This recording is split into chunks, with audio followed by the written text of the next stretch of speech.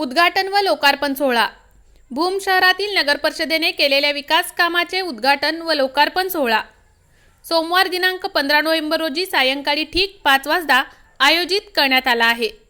उद्घाटक माननीय आमदार तानाजी सावंत, भूम परंडा वाशी, माजी जलसंधारण मंत्री महाराष्ट्र राज्य. कार्यक्रमाचे अध्यक्ष माननीय ओमराजे निंबाळकर, खासदार उस्मानाबाद.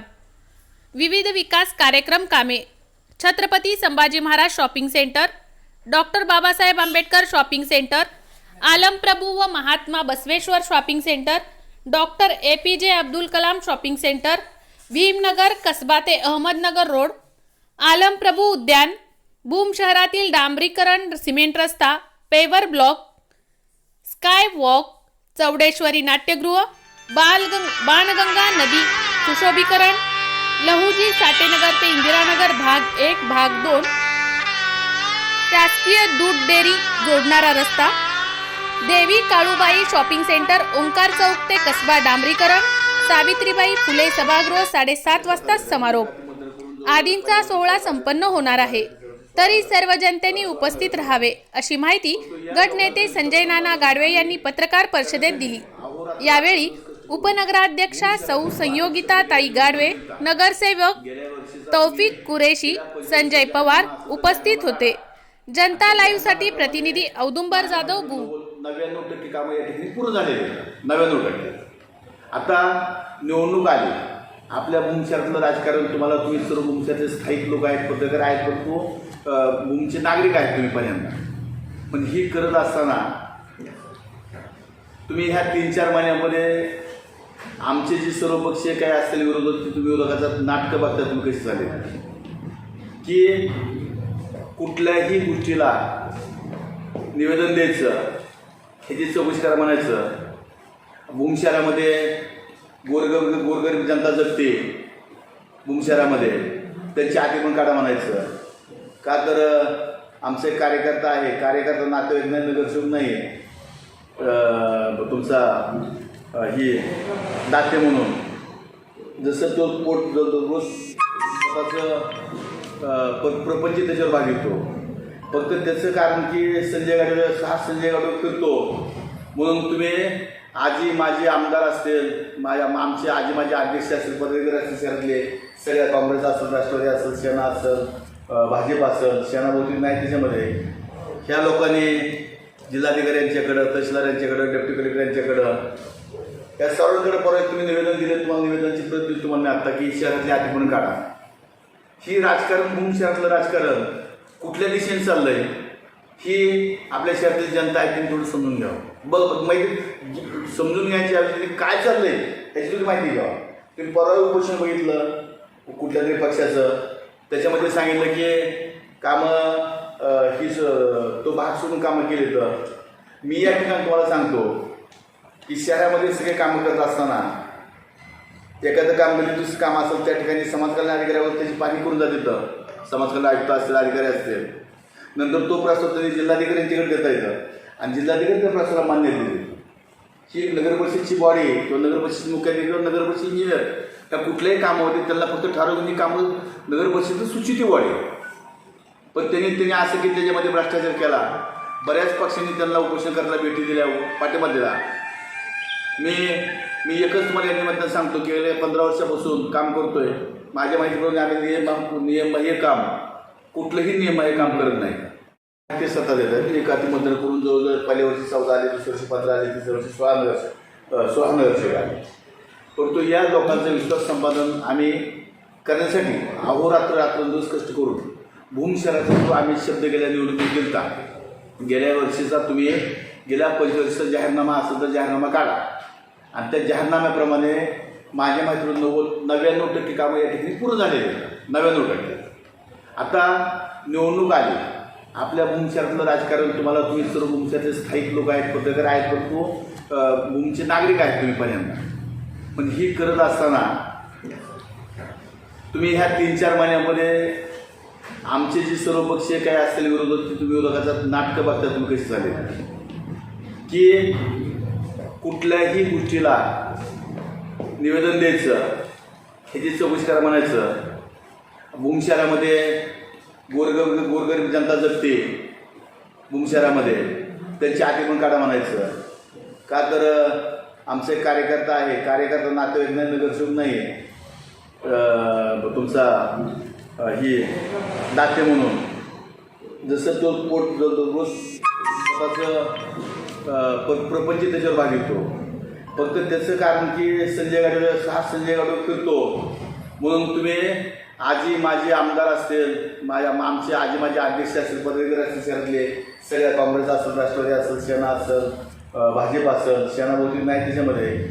ह्या लोकांनी जिल्हाधिकारी यांच्याकडं, तहसीलदार यांच्याकडं, डेप्टी कलेक्टर यांच्याकडं, या सर्वांकडे परत तुम्ही निवेदन दिले. तुम्हाला निवेदनाची प्रत दिली तुम्हाला आता की शहरातले अतिक्रमण काढा.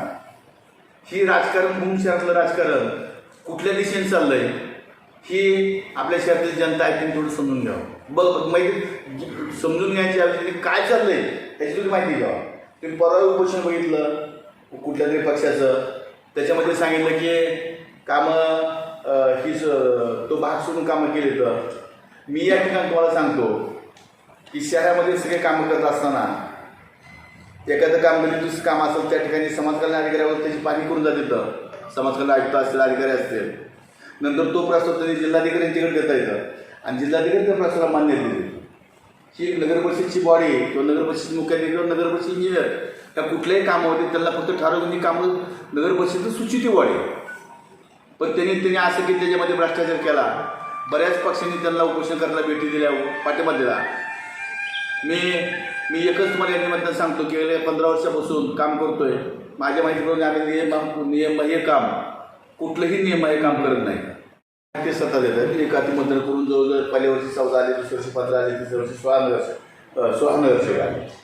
परंतु या लोकांचं विश्वास संपादन आम्ही करण्यासाठी अहोरात्र रात्रंदिवस कष्ट करून भूम शहराचा जो आम्ही शब्द गेल्या निवडणुकीत दिलता, गेल्या वर्षीचा तुम्ही गेल्या 25 वर्षाचा जाहीरनामा असेल तर जाहीरनामा काढा आणि त्या जाहीरनाम्याप्रमाणे माझ्या माहितीवर 99% कामं या ठिकाणी पूर्ण झालेली आहेत. 99%. आता निवडणूक आली. आपल्या भूम शहरातलं राजकारण तुम्ही सर्व भूम शहरातले स्थायिक लोक आहेत, पत्रकार आहेत, परंतु भूमचे नागरिक आहेत तुम्ही पहिल्यांदा. पण ही करत असताना तुम्ही ह्या 3-4 महिन्यामध्ये आमचे जे सर्व पक्षीय काय असतील विरोधक ते तुम्ही विरोधकाचं नाटकं बघता तुम्ही कशी झाले की कुठल्याही गोष्टीला निवेदन द्यायचं, ह्याची चौकशी करा म्हणायचं. भूम शहरामध्ये गोरगरीब जनता जगते भूम शहरामध्ये, त्यांची अतिक्रमण काढा म्हणायचं.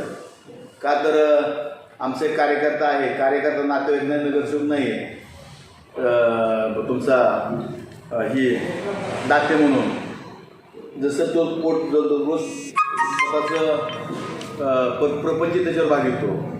फक्त त्याचं कारण की संजय गाडीवर फिरतो म्हणून तुम्ही आजी माझे आमदार असतील, आमचे आजी माझे अध्यक्ष असतील, पदवीधर असतील शहरातले सगळ्या, काँग्रेस असेल, राष्ट्रवादी असेल, सेना असेल, भाजप असेल, सेनाभोवती नाही त्याच्यामध्ये. ह्या लोकांनी जिल्हाधिकारी यांच्याकडं, तहसीलदार यांच्याकडं, डेप्टी कलेक्टर यांच्याकडं, या सर्वांकडे परत तुम्ही निवेदन दिले. तुम्हाला निवेदनाची प्रत दिली तुम्हाला आता की शहरातले अतिक्रमण काढा. ही राजकारण, भूम शहरातलं राजकारण कुठल्या दिशेने चाललंय ही आपल्या शहरातली जनता आहे त्यांनी थोडं समजून घ्यावं. माहिती समजून घ्यायची ऐवजी काय चाललंय त्याची तुम्ही माहिती घ्यावा. तुम्ही परवा उपोषण बघितलं कुठल्या तरी पक्षाचं, त्याच्यामध्ये सांगितलं की कामं ही तो भाग सोडून कामं केली. तर मी या ठिकाणी तुम्हाला सांगतो की शहरामध्ये सगळे कामं करत असताना एखादं काम म्हणजे दुसरं काम असेल त्या ठिकाणी समाजकल्याण अधिकाऱ्यावर त्याची पाणी करून जाते. तर समाजकल्याण आयुक्त असतील, अधिकारी असतील, नंतर तो प्रस्ताव त्यांनी जिल्हाधिकारी यांच्याकडे देता येतं आणि जिल्हाधिकारी त्या प्रस्तावाला मान्यता दिली. ही नगरपरिषदची बॉडी किंवा नगरपरिषद मुख्याधिकारी किंवा नगरपरिषद इंजिनियर त्या कुठल्याही कामावरती त्यांना फक्त ठरवून ही कामं नगरपरिषद सूचित बॉडी. पण त्यांनी असं की त्याच्यामध्ये भ्रष्टाचार केला.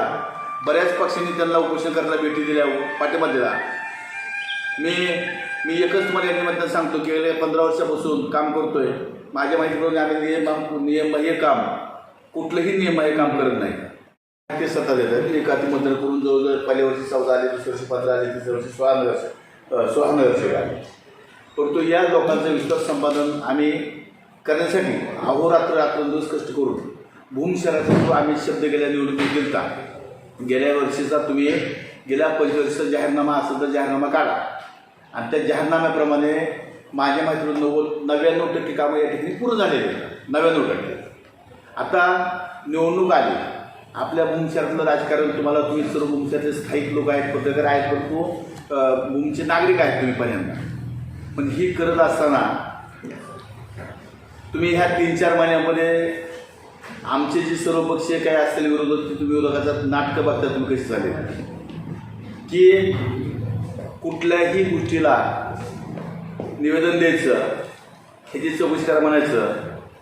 भूमशहरामध्ये गोरगरीब जनता जगते भूमशहरामध्ये, त्यांची अटी पण काढा म्हणायचं. का तर आमचा एक कार्यकर्ता आहे, कार्यकर्ता नातेवाईक नाही, नगरसेवक नाही, तुमचा ही दाते म्हणून, जसं तो पोट रोज स्वतःचं प्रपंच त्याच्यावर भागितो. फक्त त्याचं कारण की संजय गाडीवर फिरतो म्हणून तुम्ही आजी माझे आमदार असतील, आमचे आजी माझे अध्यक्ष असतील, पदवीधर असतील, शहरातले सगळ्या काँग्रेस असेल, राष्ट्रवादी असेल, सेना असेल, भाजप असेल, सेनाभोवती नाही त्याच्यामध्ये ह्या लोकांनी जिल्हाधिकाऱ्यांच्याकडं, तहसीलदार यांच्याकडं, डेप्टी कलेक्टर यांच्याकडं, या सर्वांकडे परत तुम्ही निवेदन दिले. तुम्हाला निवेदनाची प्रत दिली तुम्हाला आता की शहरातली अटी म्हणून काढा. ही राजकारण, भूमशहरातलं राजकारण कुठल्या दिशेने चाललं आहे ही आपल्या शहरातली जनता आहे, त्यांनी थोडं समजून घ्यावं. माहिती समजून घ्यायची ऐवजी काय चाललं आहे त्याची तुम्ही माहिती घ्यावा. तुम्ही परवा उपोषण बघितलं कुठल्या तरी पक्षाचं, त्याच्यामध्ये सांगितलं की कामं तो भाग सोडून कामं केली. तर मी या ठिकाणी तुम्हाला सांगतो की शहरामध्ये सगळे कामं करत असताना एखादं काम म्हणजे दुसरं काम असेल त्या ठिकाणी समाजकल्याण अधिकाऱ्यावर त्याची पाणी करून जाते. तर समाजकल्याण आयुक्त असतील, अधिकारी असतील, नंतर तो प्रस्ताव त्यांनी जिल्हाधिकाऱ्यांच्याकडे देता येतं आणि जिल्हाधिकारी त्या प्रस्तावाला मान्यता दिली. ही नगरपरिषदची बॉडी किंवा नगरपरिषद मुख्याधिकारी किंवा नगरपरिषद इंजिनियर त्या कुठल्याही कामं होते त्यांना फक्त ठरवून कामं नगरपरिषद सूचित बॉडी. पण त्यांनी असं की त्याच्यामध्ये भ्रष्टाचार केला. बऱ्याच पक्षांनी त्यांना उपोषण करायला भेटी दिल्या, पाठिंबा दिला. मी एकच तुम्हाला या निमित्तानं सांगतो की गेल्या 15 वर्षापासून काम करतोय. माझ्या माहितीप्रमाणे आम्ही नियम हे काम कुठलंही नियम हे काम करत नाही.